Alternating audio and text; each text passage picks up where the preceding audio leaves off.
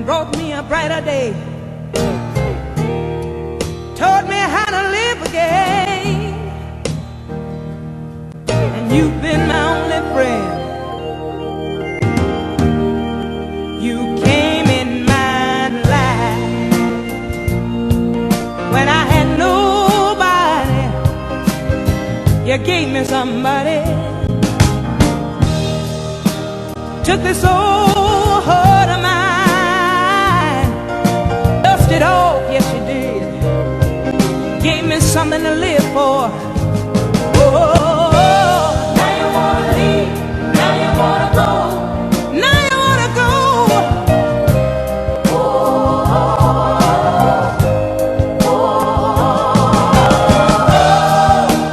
leaving your footprint, leaving your footprint, footprints on my mind, yeah. How can I get over you when all the strength in me comes from you? Assalamu alaikum and welcome to our show. I'm your host, Brother Lance Shabazz, and you're watching the Lance Shabazz Show. As always, we encourage you to call a friend, call a neighbor. Let them know the Lance Shabazz Show is on the air right now. We're also on that World Wide Web at www.lanceshabazz.com. That's www.lanceshabazz.com. Our email address here is lanceshabazzshow@aol.com. We ask for 30 minutes of your time. During that 30 minutes, we hope to inspire you. During that 30 minutes, we hope to encourage you, to enlighten you with some of this history. We deal with the history of the Honorable Elijah Muhammad, and sometimes we venture down the other paths. And today, joining me is the beautiful Dr. LeNora Jones McBeth, as well as Sister Raheema Shante, and also known as Sister Beverly. How are you? Greetings and welcome to the Lance Shabazz Show. Peace and blessings. How are you? Thank you. How are you doing? I'm well. That's good. You know, we were discussing, and this subject came, and I said, I want to do this show about, you know, listening to some sisters complain about it's hard to find a good black man and that we are all the men at, and either, you know, they down low, they into something else, and just where are the black men? And I came up with the idea while we was here in the studio working on Brother Minister Terry's program, and I wanted to just discuss that with you. And either one of you can start off. Raheema? And another thing. No, I'll let you start, Doctor. Well, I'm not sure exactly what the question is. If the question is where are all the black men, Yes. they are here, but they are in a variety of places. Yes. True, there are a large number of them that are incarcerated. There is a large number that are living a different lifestyle. And then there are others who choose to be players as opposed to dedicating themselves to one woman. And then there are those men who are out there looking for a monogamous relationship, Yes. looking for their one queen who Right. they can support. So they are all over. The question is, how do you find them? And what are you looking for? And who are you presenting yourself to be to these various men? I think that's a key right there. Who are you presenting yourself to be? Because what most women I have found, of course not us, don't know who they are or what they want, because women are so busy trying to be what society thinks they should be, dress how society thinks they should dress. Either that or they're caught up in a religious box, Right. which is not a bad thing, but that will tell them how to be and how not to be and what to say and what not to say. Basically, what I find with most women is that we all think we're irresistible. Women basically think that they're irresistible. And when a man doesn't react that way, then there's a problem. There's a problem. Why isn't he calling? Why isn't he acting the way I want him to act? So I think that's key. Who are we supposed to be? What are we looking for? Well, that's interesting because there are some men who will shower a woman with all the love, attention, and affection, and they seem to run from that. They don't want a man he's considered soft in some women's eyes if he brings them everything they want and he's always available to take care of all of their needs.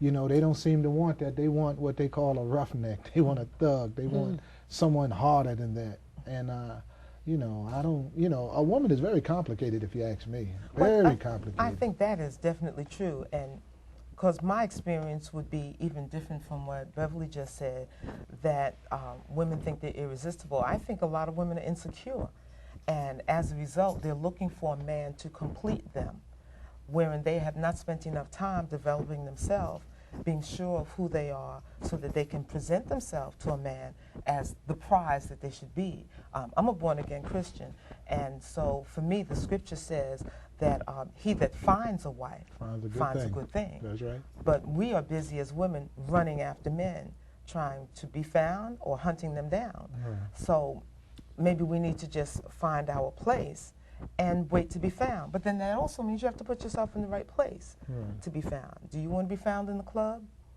Do you want to be found as a hoochie? You know, again, what image is it that you're trying to put forth? Right. Why would you run from a man who wants to shower you with good things? Why wouldn't you want to be on a pedestal? It's like you're always looking over in the next yard, and you want what's going on in the next yard and doesn't see or appreciate what's in your own yard, you know. I think a lot of it has to do with how women are raised. From babies, given a doll. I don't think any little girl needs a doll. Right. Boys are given things that stimulate thought, putting together models, playing and watching sports, things that develop them mentally and physically as well. Where as you give a child, a girl child, a Barbie doll or a doll, what is Barbie really teaching us? You know, how to be a slut, how to find Ken. Barbie has what? She has a dream house, a boathouse, a car, several mansions. But what is that really teaching little girls? It doesn't develop us mentally. So it's basically, it's not teaching you to really want anything. It's teaching you how to be what society says a woman should be. We should be cooking, we should be having babies, and we should be looking pretty for our man. It teaches you how to be a showpiece instead of, what is it teaching you about being a woman? What is it teaching you about being, what is having a doll teaching a little girl about being strong, knowing what she wants? Nothing. Only teaching them about babies. So growing up, baby, you need a man to have a baby. Well, now you can go to the sperm bank, but you can. What is that teaching us? It's not teaching. Have a man and then let him leave. And well, that too. But we really need to start nurturing our girl children, because now their role models are the video vixens, and everybody wants to dress like that, and everybody wants to be that. Everybody wants to be Beyonce. I did. And it was interesting, I did a special ed group, and one girl she had a mild form of Down syndrome. And there's a questionnaire that we use in Power Tools Workshop. What is your dream job? She wanted to be Beyonce. Not that she wants to learn how to be a singer even, or a singer, but she wants to be Beyonce. So I think until women really start to look at themselves honestly, not be so dissatisfied. You ask any woman, oh, my hair, I don't like my hair, or oh, if I could just change this, or oh, lipo that, or butt implant here, breast implant there, until we really know what true beauty is, which is on the inside and not on the outside. There's going to be problems between men and women not knowing who they are. I think there's going to always be problems in general, because even the image of women changes throughout society. As you mentioned now, not having girls play with dolls, but that is a natural inclination. Women are nurturers, okay, and we want that family. That's in our spirit, it's in our nature. We're going to desire that. And therefore, even if you do try to gear girls towards understanding that they may need to be their own breadwinner because they may not marry, they want to develop themselves in their career, they're still in the back of their mind going to want to be a mother. That's a natural God-given thing. So we have to learn how to balance that.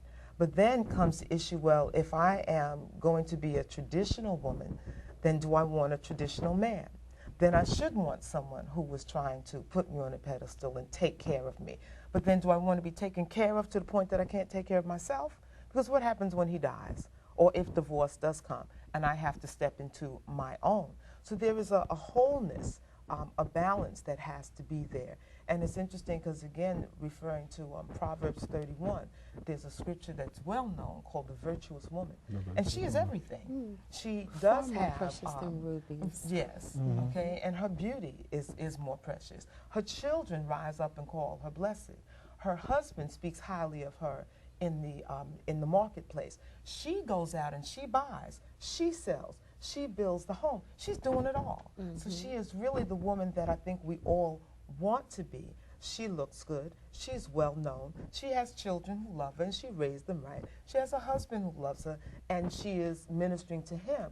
So we need to be developing women to do all of these things, to be a whole person, not just a segmented video vixen, you know, or the I don't need you man, you know, type woman. And unfortunately, our society does pigeonhole us into developing this part to the neglect of that. Then we come to this, but then this one is still crying out. We have to do it all together. It's a hard job.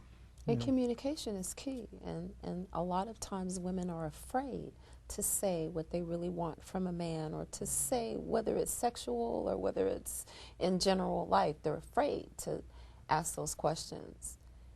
Well, I find, you know, just in my life, speaking with individuals, I worked as a barber for many years, and just in the barber shops, you get a lot of conversations on this. And one thing that we find as men, when you get married, it's like the woman that you were courting, you know, that old term courting, but instead of saying going with, but the woman that you were courting and the one woman that you marry, it seems like things just change. After, you know, you married a year or two, things just seem to change, and most of the time the brothers are complaining that their wife has changed. She's not the same woman. She wasn't ready to just, you know, tuck and roll with me. Now she's always, you know, putting off things that she knew that excited, you know. And now there are a variety of responses to that. My first thought is that society romanticizes marriage. And from what we see on TV, what we read on books, you know, the happily ever after thing, is that we think what you got on May 15th, 1960 is going to be the same on May 15th, 1985. But that's not true. Bodies change, minds change, people change. And so you need to be able to allow your spouse to change. You don't want them to change for the worse, and I'm not saying that there are things that should be the total opposite. There are some women who feel like, I got him, now I can do whatever I want, okay? And that's a mindset that needs to be dealt with. But men need to realize, too, that they change. So I wouldn't blame it necessarily on just the woman. And I also think that depends on what areas you're talking about that change. well, you know, again, I'm not speaking of myself, I'm speaking of someone else. But you take a, you know, when you're courting someone again, you take them, you know, you go to plays, you go to movies, you go on boat rides, you travel, and all of this is prior to you getting married. And it's always an enjoyable evening, and it always tips off with a romantic evening, and you're enjoying yourself. So now you take it to another level. You propose, you marry the individual, and in the beginning everything is just so good because whether you get your home or an apartment, now you're going out shopping, you're picking out a dinette table, you're picking out your living room sets, you're picking out, you know, even a pot set, everything you do, it's such a beautiful experience, because we're away from daddy and mommy, we're now out together, we have our own life. And everything is beautiful. You know, you make love wherever you make love, but everything is beautiful. But now, as time goes on, year 2, 3 down the line, you know, you say man's changed, but the man's still holding on to that. One thing about men, you know, not that I'm speaking for all men, but for men, most times they like simple things. They really like little children. They like simple things. And if they're into you, they're into you. And that doesn't change because you're married. But I find with women, they seem to sometimes wear different caps. You come home and you don't know what's behind that door when you go in. You come home one day, you smile, they run to the door, they greet you, they love you, and you're saying, what's up? You know, they know how to rob you without a gun. And then next thing you know, they rub your head or rub your belly and your money disappears. You know, I mean, it's just different things that start to occur. And yet, when you want to go another phase, You know, things just start to happen. And then you try to create an element. You stop and pick up some flowers or roses. You stop. You want to have a beautiful evening. And you come home and she got rollers in her hair. You know, you say, baby, you think we can have a nightcap tonight or have, you know, turn in early tonight? And you throwing every signal you can without saying, why don't you fix yourself up? You know, you're just trying to be nice with it. And they turn into monsters. You know, again, I'm not speaking of myself. I think no. I think a lot of it has to do with once you, in the beginning, you make an effort. Oh, let me, do this, let me do that, special. That effort has to keep going. Right. And a lot of times women will, with the, between multitasking with the kids, I mean, you guys, most husbands, they go to work and they come home. But we have to, okay, what are we making for dinner? What time does Johnny, Susie, whoever have to be at school? Do they have to be picked up? If you have a regular job, okay, what am I doing at work today? By the time you get off, get home. So you personally have to keep yourself very fortified with vitamins, with meditation, with taking time for yourself, so that when your husband comes home with flowers, you're not saying, what is that? I don't want no flowers. I'm in the middle of cooking dinner. What do you mean have a nightcap? I'm tired. I got to get up at 6 o'clock in the morning, and Billy and Johnny and Susie, I got to darn their socks or I got to do laundry. Meanwhile, there are other men who pitch in with all of that. Right. So it becomes the same work that you put in to go pick that flower out or whatever. When you come together in the same household, what can you do to make it easier for the wife? Are you leaving your socks on the floor? I used to throw my husband's socks away. Oh, your socks are on the floor again? I'm not picking it up, or I'll sweep them up with the rest of the dirt and throw them away. Where's all my socks? I don't know. Where'd you leave them? You see what I mean? So I understand, but say the man come home and he pitches in. He says, you know what, darling? You go take care of something else. That's where women I'll have pitch to in, make and then, that extra effort. Exactly, They but the have man to. now, he pitches in. He'll say, you know what, I'll take care of the kitchen area. I'll take care of all of this. So you can then come when he comes to bed early, you knocked out sleep. What do you wake me up for? You know? Oh, now see, I think that's wrong. Of course. I think that's wrong. Yeah. I think that a woman should always give her man what he needs physically, what he needs mentally. That's right. Whether she feels like it or not. And feelings can change. I mean, the right rub, the right lick, and go ahead.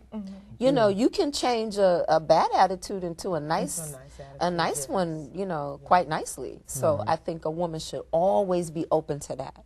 Always be open to that. I think there's so much between what both of you have said, and I'm sitting here feeling badly. I've been married for 20 years, and I know I fall on both sides of that fence. Okay. And there was a time when I was running a school, I was going to school, I was raising a child. My parents were in my house. My husband might have been going to school, and there are so many things, again, that for the most part, the man's task is to go to work and come home, and he really does not have to do much more once he comes home. And they are good for laying on the couch, laying in the bed and watching TV while you rip and run around and do everything else that you have to do. However, I think the biggest thing when it comes to love is understanding that that is your world. So if I understand that my husband is always ready to have sex, regardless of whether I've just bitten his head off or if I have a backache or whatever, he still is ready to have sex, because that's the nature of man. Men need to understand that women, for the most part, have to be made ready. And you don't get made ready verbally by saying to someone, can we do it tonight? Or less can talking, more rubbing, more licking, more kissing, But even that, even the rubbing and the touching has to be in a connotation that's not, I'm really just trying to get you ready. In other words, if this is something you always do, then it's going to be a loving and nurturing atmosphere all the time.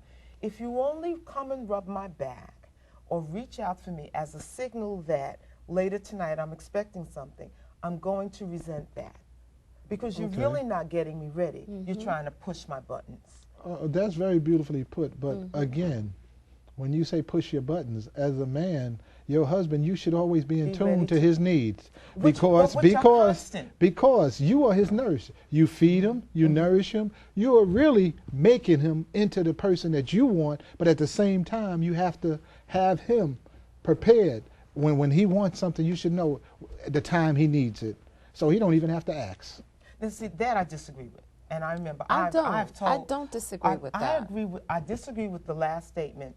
You should know what he needs without him having to say so. That's part of the fantasy and the romanticizing of marriage.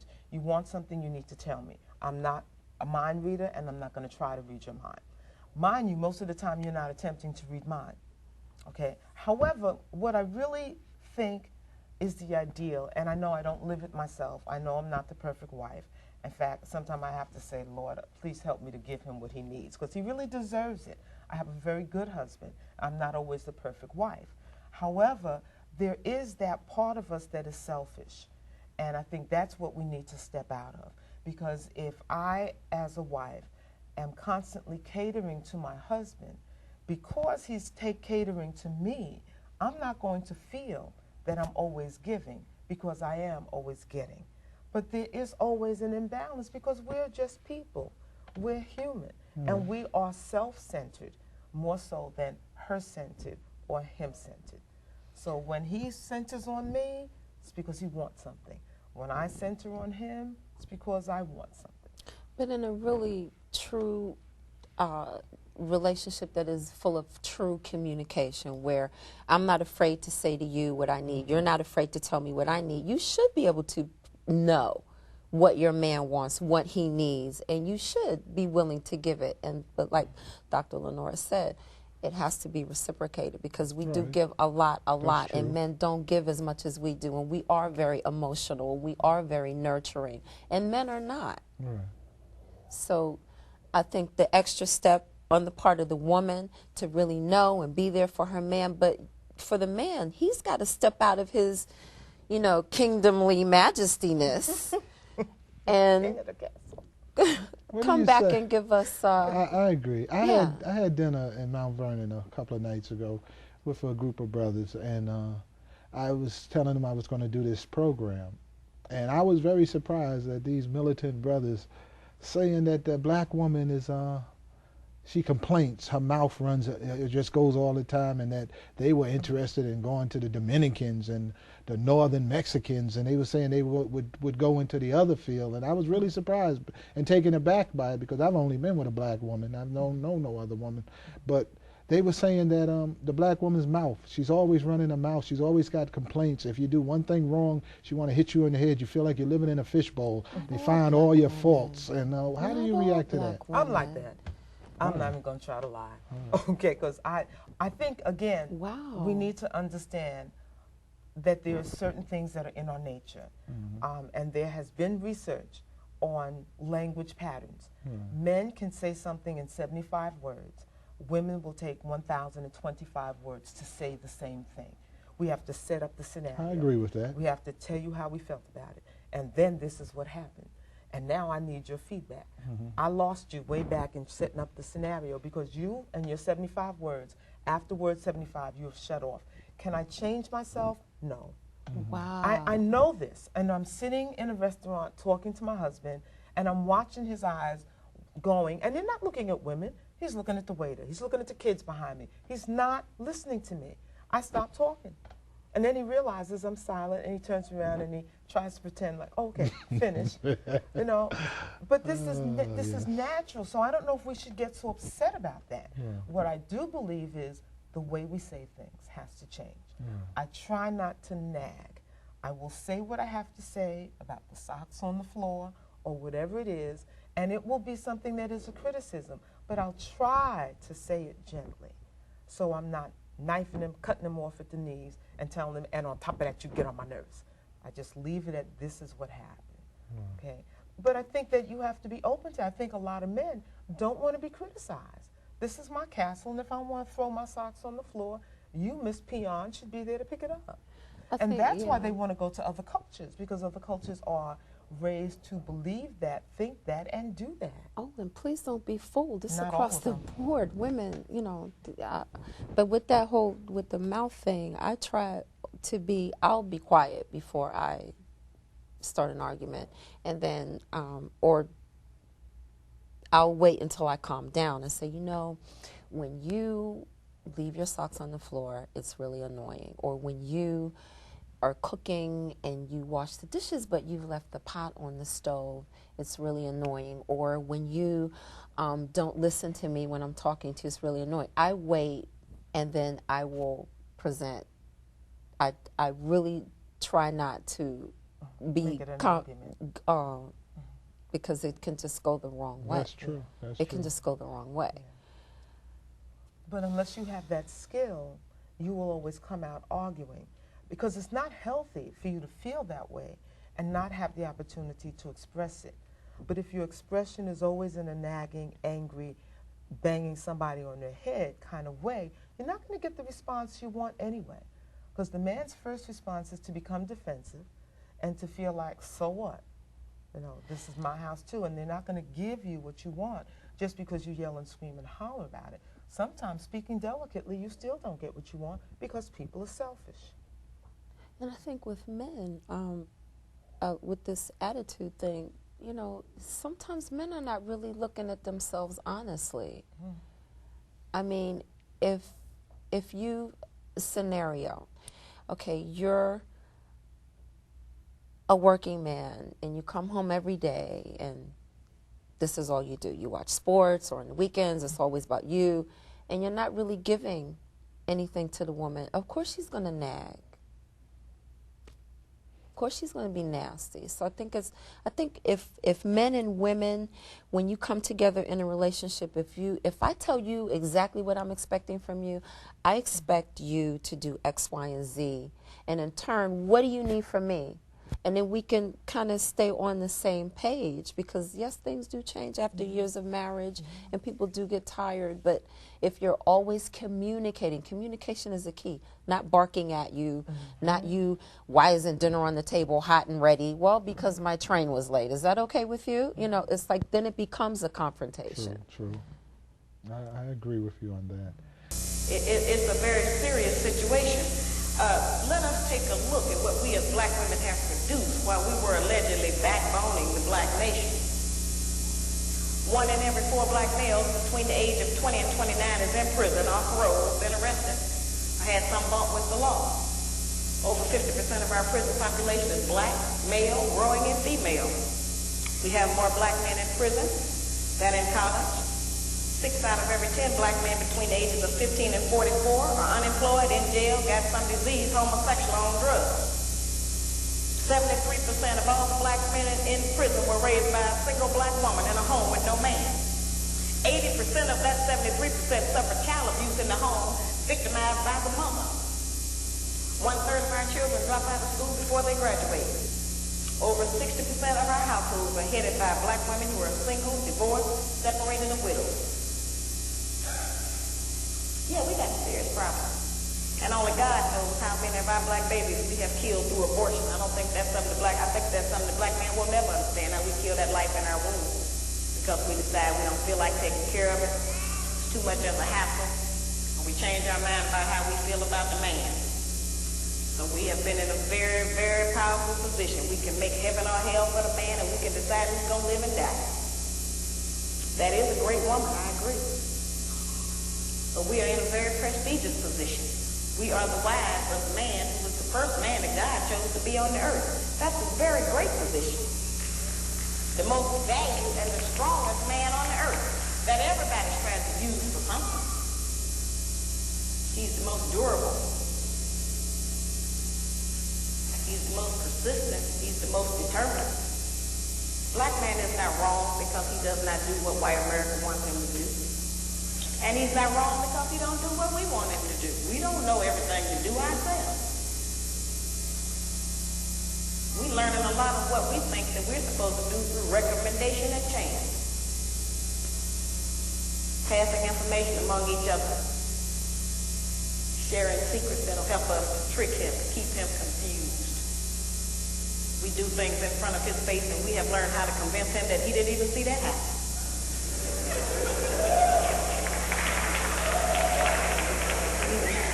Just serious situation. This is the first platform black man has ever had to air his grievances about the black woman, because nobody would ever listen to him.